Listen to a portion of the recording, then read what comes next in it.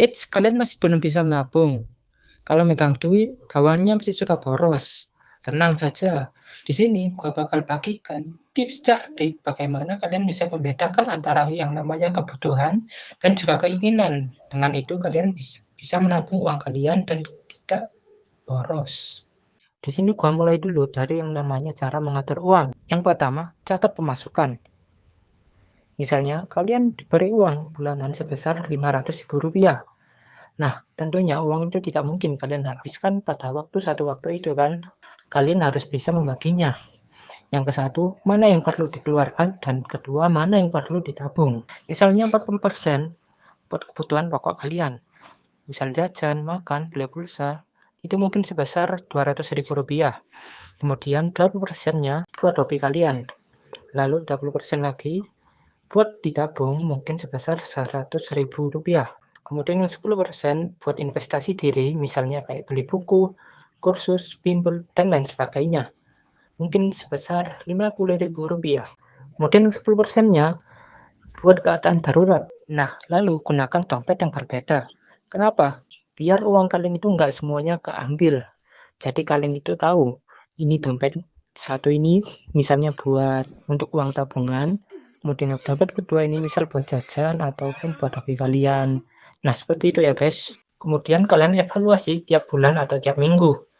Biar nanti kalian itu tahu apa kekurangan dan kesalahan kalian waktu menabung itu.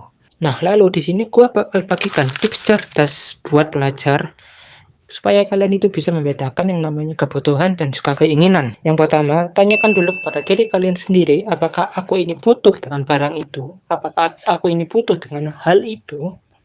Nah, kebutuhan itu misalnya buat buku pelajaran, seragam, kuota internet buat tugas kalian. Nah, itu namanya kebutuhan, sesuatu yang lo butuhin banget.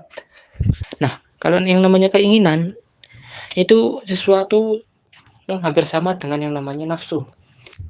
Misalnya kalian itu kepingin banget beli casingnya HP atau ingin beli baju yang sedang tren.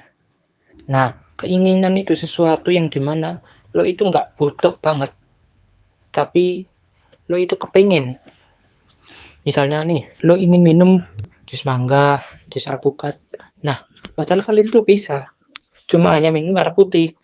Nah, itu yang namanya keinginan.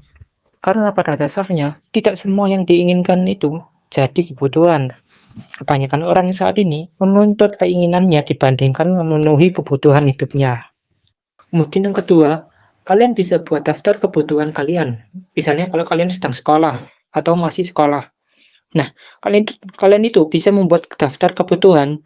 Misalnya kayak pulsa atau kuota buat belajar, kemudian alat tulis, uang transport atau uang jajan.